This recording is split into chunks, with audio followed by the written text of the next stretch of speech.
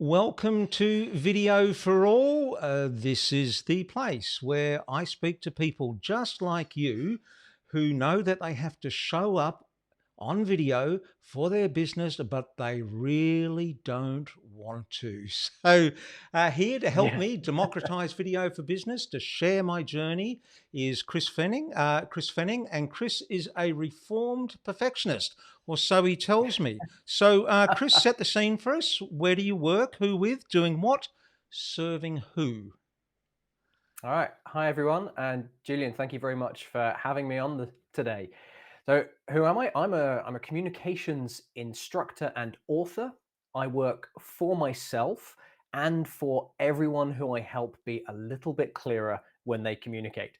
So, I've had 20 years in a corporate environment, 16 countries, 3 continents, multiple industries, and taking that 20 years of experience, I moved into being a communications instructor and author. And a big part of that is being on video. And it's something I avoided for a long time. So almost everything I do is through a camera, except for today, where I'm getting to do something in live and person, which is great, but it will be filmed. So there's still a camera present, even though there's sort of that live workshop environment. Yeah, So so communication instruction is what I do. right, communication. You're a presenter, a coach, a trainer as well. Do you do that?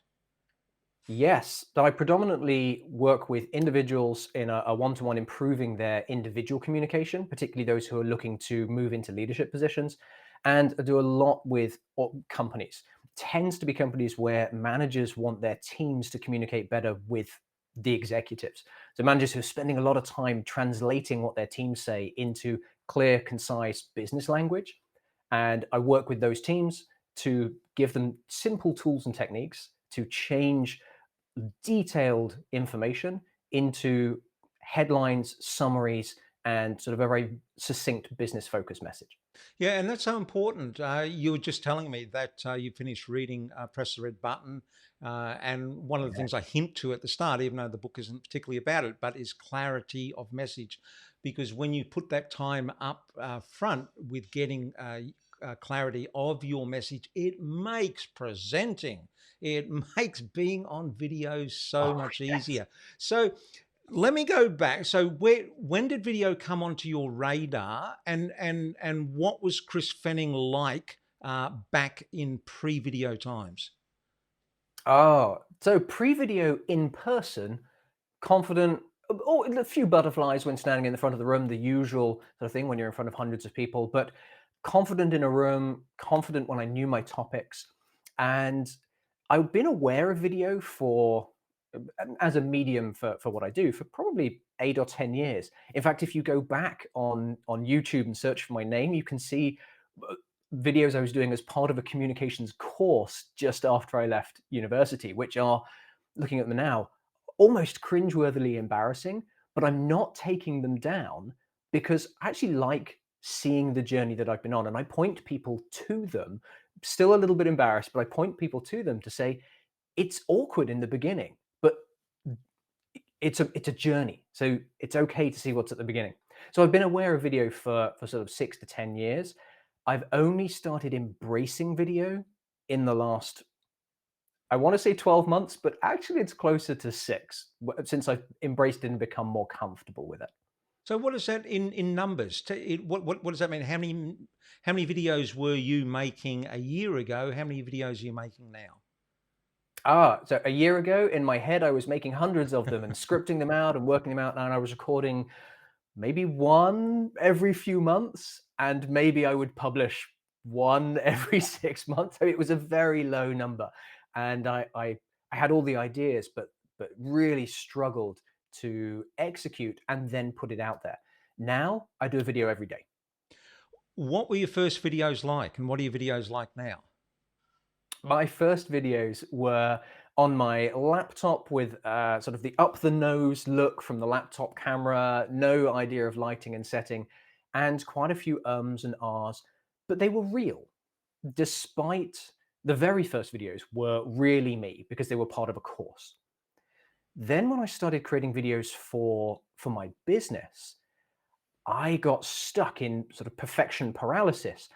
And I ended up with word perfect, for the script I wanted, word perfect videos with no personality. I took all of me out of it. The words were right, but I spent so much time trying to get exactly the right words that everything else came out. There was none of me, there was no gestures, there was no passion from what I was saying. It was just very robotic. And that's what those early videos that were in my professional capacity, that's what they were like. It was good content, really poor delivery because so worried about getting it right. So the videos you do now, what triggered the change? It was a journey. It was a cumulative effect of some people just telling me I had to do it. I had one person who I respect in the communications field, I had a conversation with them. They said, "Oh, so where are your videos?" I was like, "Oh, well, I know I should do them." And I mumbled out a few excuses and reasons why. "Oh, I'll get to them. Watch this space." And they just looked at me and said, "If you're not doing video, you're not in the game. You can't be a communications instructor and not do video. People won't take you seriously." And that, not in that moment, but within the next day or so, that really hit home. And that was on top of having seen a lot of information about it, taken courses, been given the advice a lot of times. But to have somebody who I respected in my field, who is good at video, say, if you're not doing it, you might as well stop. That was a real wake up moment for me. And I had to dive in at that point. That pushed me over the edge. And what's the reaction been from your clients? Good. Of course, everything I feared didn't come to pass. I've had, well, not all good. It ranges from ambivalent. Some of them don't notice that I'm doing it, all the way through to, "Hey, this is really good. Can you help me do a video?" Which I wasn't expecting at all. So I'm still not 100% comfortable, but I do videos every day, and I've got the process down so that it's not a big time suck for me. And the response has been positive. It's generating interest, but more than that is I use video to get more than one thing out of it. So video is multi-purpose for me, and my clients like that, and I really like that, which means I like doing videos. Yeah, and that's important for people to understand, because one of the big barriers for people is the time sink that goes into making videos. Now, that's particularly bad when you suffer perfection paralysis like you do, because it can take you hours, in fact, a half a day, a full day to make a very short video. But once you get into Yeah. accepting that authentic is works fine, is that you can start pumping out longer form content and then start repurposing that, chunking that down into smaller parts. So, in fact, it becomes very time efficient. Oh yes, very much so. And I'd like to explain what I do to make it time efficient. I think it might help some of your other viewers. And then I'm gonna come back to the 1 hour to create a short video, because that was one of my first experiences on TikTok. In fact, but for the multi-purposing, I I wanted to find a way that video wasn't just a throwaway social media thing, because that's a terrible time suck. Goes up on social media, maybe a few dozen people see it, and then it disappears into the ether. So I'm very deliberate in what I create on my daily videos. And I do a 1 minute daily tip video on particular topics. So I spent a couple of hours, I sat down and I wrote a few hundred tips in different categories. And what I do is I record them in batches, and then I edit them in batches, and I do the thumbnails in batches, and I upload them to YouTube in batches. And so that's my video process. It takes me probably end to end 15 minutes to record a video, edit it, do the screen overlays, thumbnails, get the subtitles, upload it to YouTube, like all of that for 15 minutes, which seems like a lot. But that one video is not only my social media content, but the subtitles become transcripts, and I'm writing a communication tip book with the transcripts from the video. I'm putting those videos together into larger packages for a weekly YouTube video on the 10 tips for how to present to executives. And then all of those tips get to be put together into either a free giveaway course or a low paid course, because it's not super high quality, but it's another product. So I do 1 minute video every day and I get four things out of it. And then I write a blog post every week based on the tips for that week. So one video, multiple purposes, and that makes the time more palatable. It's far easier to accept 15 minutes for 1 minute when I'm getting four things out of it. And I'll just follow on with that. A lot of people ask, how many videos should I make? And I always say, like, a good number to make is 5, because once you make 5, you have just created a Monday to Friday series. So you can Yeah. repurpose that as an email sequence that goes out. So someone signs Yeah. up for your newsletter, then you send them a Monday to Friday sequence of useful, helpful tips. So there's many ways that you can do this. One of the questions that I like to ask is what video habits that you've got. You've already answered that for me. So go back now. I want to hear about you spending an hour to make a video. And man, I must say, you said it takes you 15 minutes end to end. That's fast. Even I mean, whatever you're doing really well. Oh, But good. yeah, but that's fast. Oh, great. Thank you. Well, 15 minutes end to end, including all the uploading, is what I am now. Back a year ago. So you asked what I was doing a year ago. A year ago, I was making my first TikTok video about, I wanted to do a dance, but I thought maybe I should do something that was more business appropriate. So I spent an hour, 1 hour, making one single 60-second TikTok video. And it was one of the most painful, excruciating experiences because of perfection paralysis. It was, I was so nervous. I wanted to get the words exactly right. And because of that, I did take after take after take. And I tried chunking it up into little bits, but of course the video would jump and I'd be here and then there, and I'd start in different places. And the whole experience was, it put me off doing video completely. I kept on doing it. I kept doing it every day. I did it actually for about a month and it got better. I ended up getting down to about 10 minutes, but it took me a month. And I never really got completely comfortable with it, but it got better. That first one was an hour and it was painful for me. It was painful for my wife who was in the next room. Mm. It was bad for everybody. And I came out of that experience sort of going, never video is never again. So And now it's ha- anything. have you continued to make TikTok videos, and did that video do anything for you on TikTok? Uh, it did a lot. It actually did a lot for my confidence. Am I making them now? No, because my ideal client is not on TikTok, and so that's not a great use of my time to be in that space. I could target people there, but actually I'm focusing my time on a different audience, and that was an important part of my TikTok journey. Was knowing One was learning to become more comfortable with video, which I did become more comfortable. The other was realizing that while video is good, that wasn't the right channel for me to be putting my videos on. And that's a key part of creating videos. Don't just create videos and throw them out onto every channel. To get the best value, you've got to put them in front of the people who you want to attract and you want to help.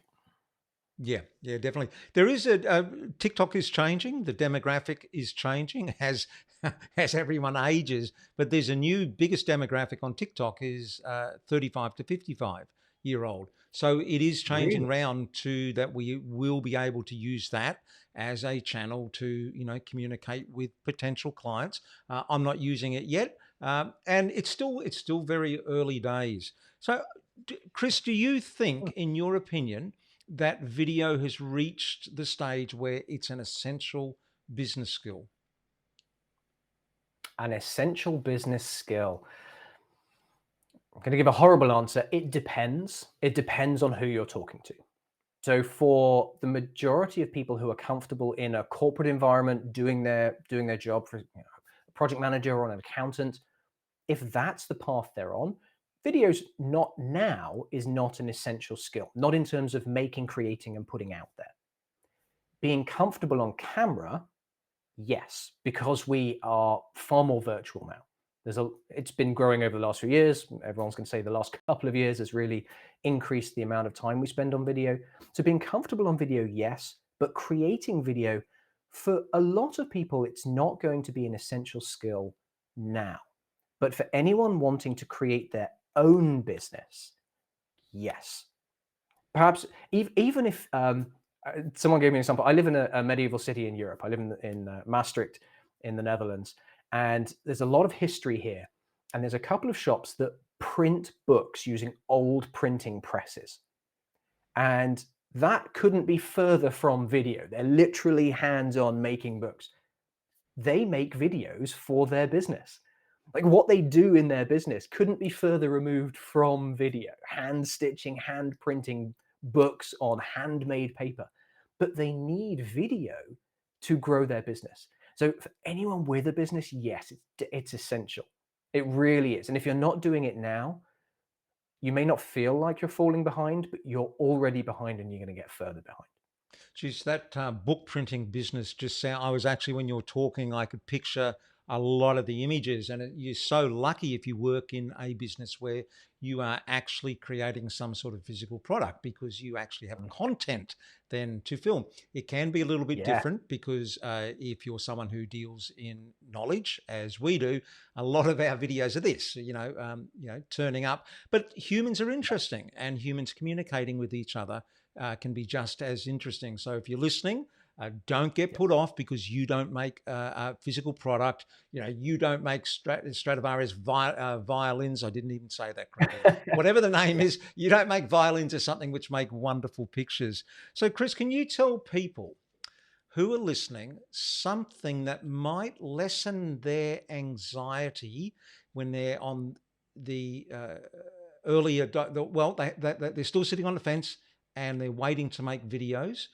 and they're feeling really nervous about it? What would you say to them? Okay, I'm going to tell you a story for something that happened to me just a couple of weeks ago. It was a huge aha moment for something in life that really paralleled with my video creation journey. I went to an indoor trampoline park with my family, and it's a big warehouse with the floor is made of trampolines. It's a lot of fun, Yeah. and they have series of levels that you can jump off and land on one of those big crash mats, of a stuntman crash mat. And I went up, jumped off the small one, jumped off the medium one, climbed up to the big one, and stood on the edge, and I froze. And I'm a climber, so I'm fine with heights, but I was really nervous about jumping off something with no safety. And the first time, as I stood there for about 5 minutes, I then climbed down again. I was really nervous. And then I watched a bunch of 7-year-olds run off the edge and land on the crash mat. And I thought, if they can do it, I can absolutely do this. And I got back up to the top and I was really nervous again. And then I crouched down as low as I possibly could, got as low and sort of rolled off the edge to get myself as close to the crash mat as possible. And it was totally fine. It wasn't really enjoyable, but it was fine. So I went again. And this time I didn't bend down quite so far. And then I went again and I stepped off the edge. And by the fourth time, I was able to jump off the edge because each time the experience showed me it wasn't as bad as I thought it was going to be. And that, as I was talking to my wife about this, she said, that sounds like your video experience. And it absolutely was. The fear was all in my head. And once I'd done it, I got a little bit less scared. And then I did it again. I got a little bit less nervous and a little bit, and those little bits added up to now being comfortable on camera. It's not one big leap. So for anyone who's starting the journey, you are not going to immediately become super comfortable YouTube expert, video superstar. You're not going to get that comfort straight away. It's going to take these little steps, but every time you do it, it will get easier. And it does, it certainly does get easier. What are some of the excuses? Are there common excuses you hear your clients give you if you've got to help them get in front of the camera? What do they come up with? Oh, there's the oh well the appearance, both so personal appearance and setting. Oh, I don't have a good background, or I don't have good the lighting isn't good, and my camera isn't right, and oh, my haircut's next week, so I can't do it this week. And that's guys and girls. It's everybody has the everybody mentions hair at some point, except those who don't have it, who then tend to make a joke about that and say, "Oh, the lights will shine." So there's all of the general personal physical appearance and then a sort of background. And what I say to those people is watch the news. Watch the news and pay attention when the experts come on. And those experts aren't in perfectly lit studios. Some of them are in their kitchen or they're tucked away in the corner where they've tried to put a couple of books in the background. And some of them are using their sort of looking down at their laptop camera and they have that up the nose view. And these are experts and they're on national news. So look at those and take comfort in you don't have to be perfect because there's no such thing. You don't have to be perfect before you start. And the whole industry is changing in that COVID coming along and forcing people to use their phones, use their laptops to come into national broadcasts. That it was rarely done in except the most Yeah. extreme circumstances. But now they love it. Television networks love that because it saves them so much money. I mean, typically, what you Yes. would do, you would send a crew out, and that crew would go without a journalist, and they would set up, and you'd put an X on the wall, and the person would have to look at the X on the wall, and then they would Oh, be wow. looking around anywhere but at the X on the wall. Yeah. Uh, and they were very stilted. It was very unnatural. They didn't really know what was going on. But it's far more convenient to do it on your phone or your webcam now. And now it's accepted as normal. And that's Yeah. important for people to understand is that if you've got this idea in your head that everything is like it was 5 years ago, it's moved on from that. And you can't win this new video game if you're playing by those old rules. Hey, Chris, it's been great chatting to you here. If people want to catch up with you and find out more about you, where can they go? My social hangout is on LinkedIn. Look for Chris Fenning, and you can go to chrisfenning.com. My website is a ton of info about clear and concise communication on there. Terrific. All right, Chris, I'll catch up with you sometime. Great. Thanks, Julian.